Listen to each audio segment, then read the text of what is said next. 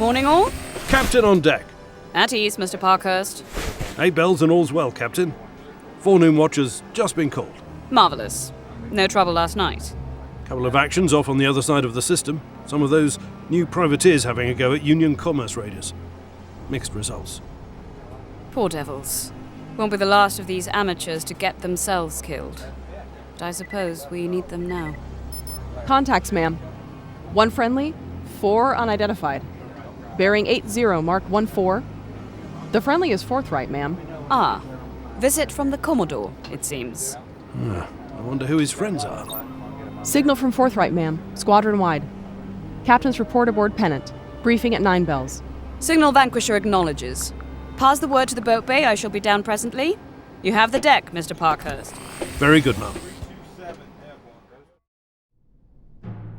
You may stand easy, captains. As I'm certain you've observed, I'm not here alone. The 4 ships accompanying me are our new friends from Sojourn Contractors, a Mauritian free company. Mercenaries, sir? Yes. I'm afraid it's no longer only the Union who needs to rely on such groups. With respect, Commodore. First, the Privateering Act, now this. When might we expect some proper reinforcements? That may be too much to hope for now, Captain. After that shambles in Dulstaff and Atamara, they're barely keeping the Axis blockade manned. In the best case, we're on our own for another few months until the first of the new ship builds are finished. Second rates among them, we hope.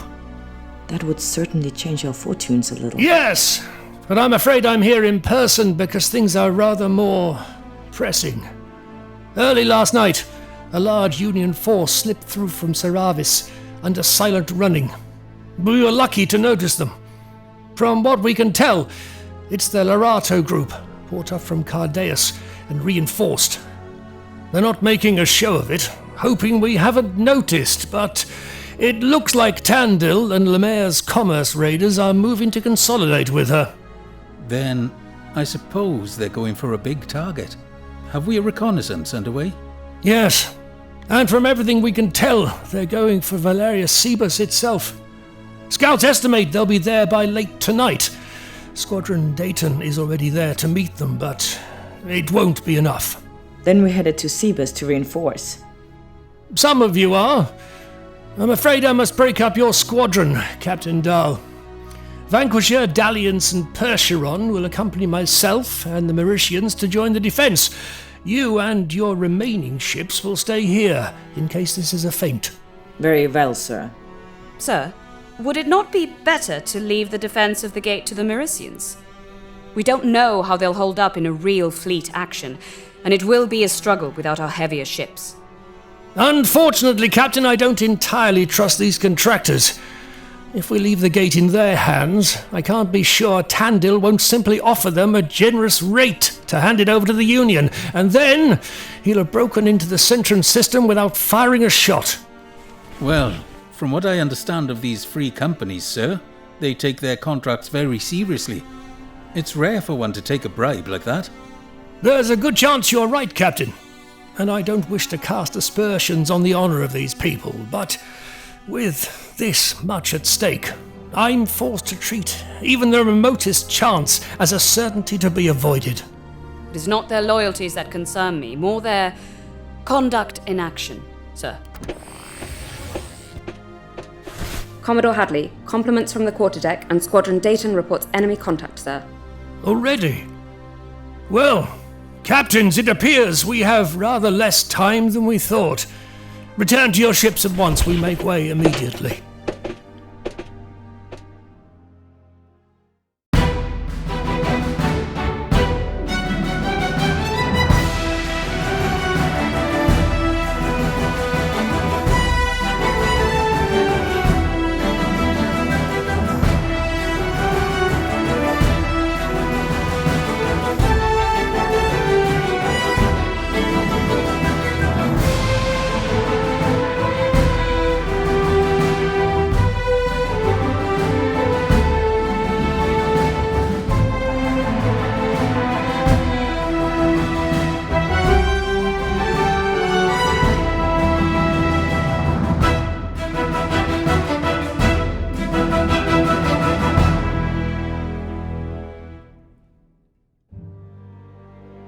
At 9 bells 50 on the morning of the 9th of Solstice, 291 PCU, the newly consolidated Squadron Hadley set out from the Valeria Centrum Gate at the lead of the CSV Forthright, leaving Captain Frauke Dahl of the aged Harpstead in command of the gate picket.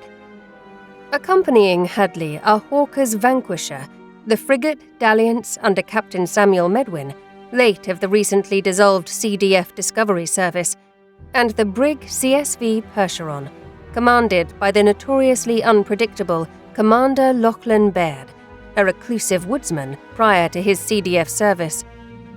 In tow with the squadron are 4 ships of the Mauritian Free Company Shiltron Contractors and 1 freelance privateer. Forthright, Percheron. I'm getting a good look at Dayton's wee lot from here, and they're up against some nasty steep odds. Just give the word, and I'll rush ahead and help them. Belay that, Percheron. See that group 2 points to starboard? Tandil's seen us coming. He'll try and slow us down, keep us from consolidating. We'll need to keep cohesion ourselves to see him off. Aye. Copy that. Hadley's observations were indeed correct, as elements of the Union left flank, led by Tandil himself, had broken off and set off to intercept Squadron Hadley and Harriet's approach. As they departed, Lemaire and Lorato's main force, accompanied by significantly more Mauritian PMC vessels than the Centron force, began their heavy attack on Squadron Dayton. Far off the Union's right flank, pushing out of the beacons, was Squadron Villacorta, a Centron patrol group that would be the only reinforcements able to reach the action in time to participate. Among their ranks, the CSV Arbitress, under the mastery of Hawker's former XO, Michael Trevelyan. At 10 bells and 26 minutes evening, Tandil's detachment successfully intercepts Squadron Hadley and begins repeated harassing attacks, never committing to a close melee with the powerful squadron, but blocking their route to Squadron Dayton and forcing them to break from their course to maneuver and defend themselves.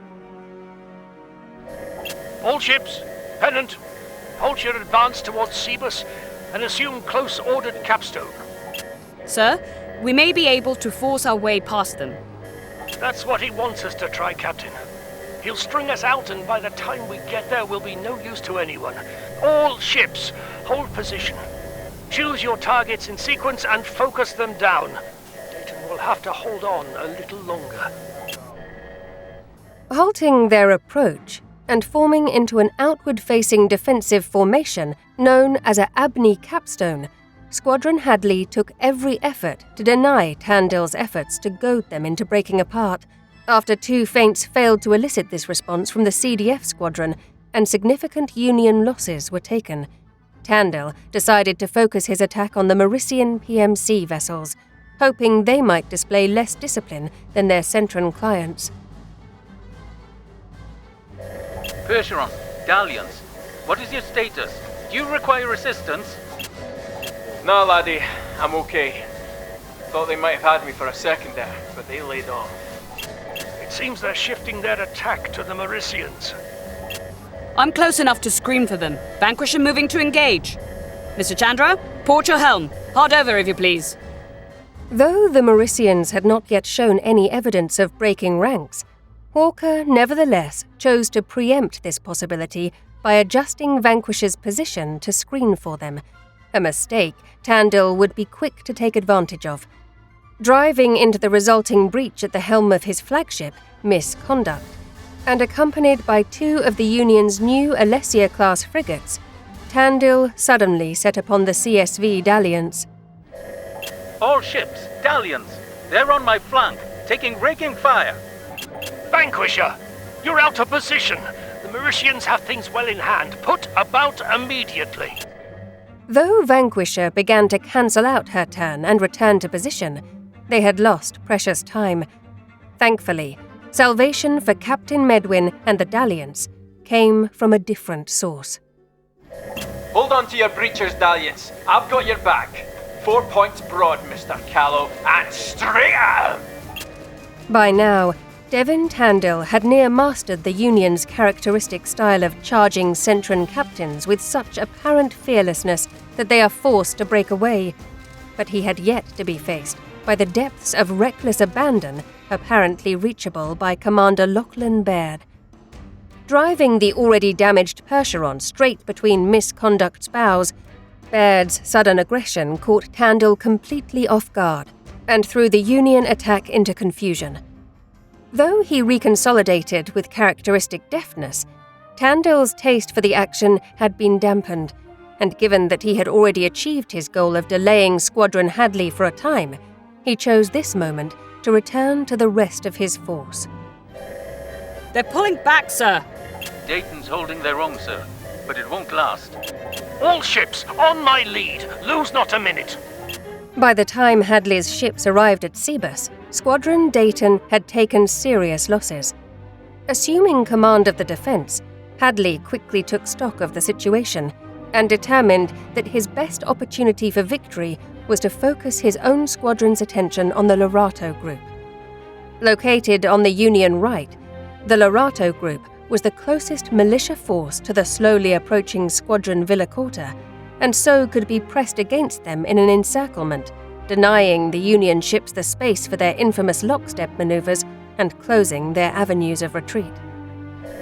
All ships, line astern. We'll cut off the Union right and take them off the board as quickly as we can. Take a little off Dayton's plate. While they were successful in cutting off the Lorato Group's attack on Squadron Dayton and separating them from their compatriots, Hadley's squadron quickly found themselves struggling to withstand the firepower of the newly reinforced Lorato Group with its new frigates and fresh crews. Fourth right, Percheron. I'm losing engine power over here. Took a few too many licks in that last fight. Withdraw, Percheron. You've done your bit today and no mistake. Geez, a moment and I think we can stay in the fight, sir. Negative, Commander. Withdraw immediately. That's an order. Aye, copy that. Falling back. Frigate on the port beam, Captain. I see her. Hard a larboard, Mr. Chandra, and a half roll to port. Fire as she bears. She's hanging on, Captain. 2 Outriders approaching to starboard. 2 of the Mericians have struck, ma'am. 1 destroyed. Dalian's here, taking heavy fire on the port quarter. Looks like Villacorta's got it worse than us too. She's lost 2 ships. Though Hadley's plan had been well conceived, Lorato Group proved to fight with far more tenacity and for far longer than anticipated. Even with Squadron Villacorta's assistance, the Unioners were able to hold their own and inflict heavy casualties. Hadley had hoped that Lorato Group could be dealt with quickly, allowing the combined squadrons Villacorta and Hadley to surround Tandil and Lemaire's remaining ships with superior firepower. But the loss of time and the fierceness of the engagement had proven disastrous. All ships, fourth right. I'm ordering a general retreat. We must fall back to the Centrum Gate and ensure we have enough ships to hold it. Abandon the moon, sir. I believe we can turn the tide if we press our attack further. Negative, Captain. Most of Dayton's ships have struck. Once they're beaten, we'll have nothing to cover our flank. They'll swamp us. I'm afraid we must live to fight another day.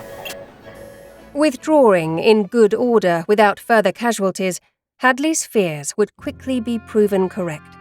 As the last of Squadron Dayton succumbed to surrender or destruction, Tandil and Lemaire's forces folded inwards like a swinging door, a deadly envelopment that would have crushed Hadley and Villacorta's remaining ships had they lingered any longer.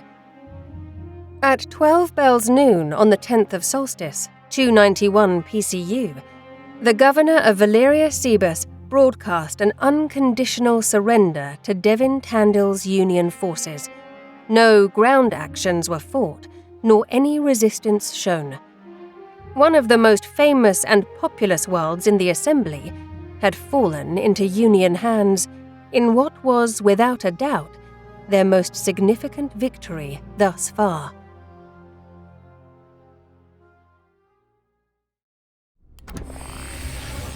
Captain Hawker, come in.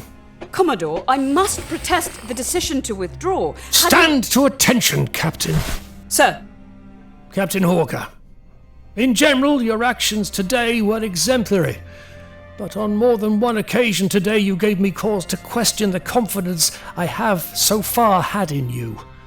You broke formation unnecessarily to screen the Mauritians when they had the situation well in hand themselves, and Captain Medwin and his crew almost paid for your mistake. But, Commodore, your own concerns... My concerns about the Mauritians are my prerogative as flag officer. In the field of action, your prerogative is to carry out the orders given to you. For instance, when I order a general retreat, having made the determination as senior officer that such a decision is necessary, I wish only to hear your acknowledgement of my order, not your protestations publicly uttered before the squadron. I apologize, sir. It won't happen again. You're quite correct. It won't. There's something you must understand, Captain. Whether you would wish it or not, these commanders look to your example more than others. Perhaps more even than mine. Word of your deeds at Atticus have spread, and precious few of these officers have seen real action in their lives, let alone distinguished themselves as you did. You are being scrutinized, Captain, by those above and by those below, and your conduct has far-reaching ramifications. You will behave accordingly from this moment onwards. Yes, sir. I understand. At ease, Captain. The Unioners have set up a fortified pocket around Sibus and redoubled their commerce raiding.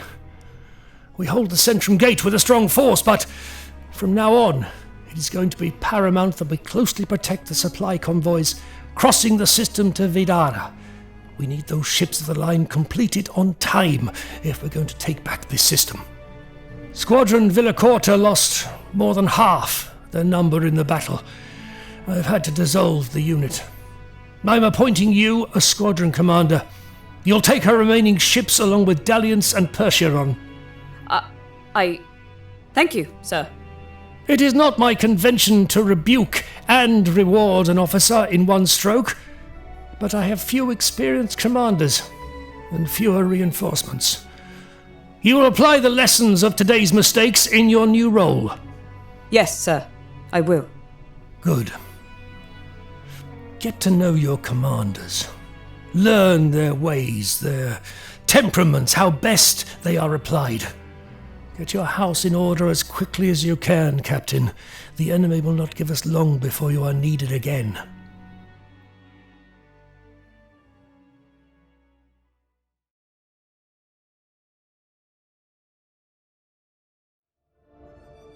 Thank you for watching. You can get the Sojourn through various distributors, all of which are accessible through www.thesojournaudiodrama.com. You can also get the series through Patreon, where you'll be able to access various bonus features, including our visual dictionary, Guinevere cross-sections, and anthology shorts. Remember to join us on Discord and get regular updates on all upcoming Sojourn releases. All the related links can be found below this video. Fair winds.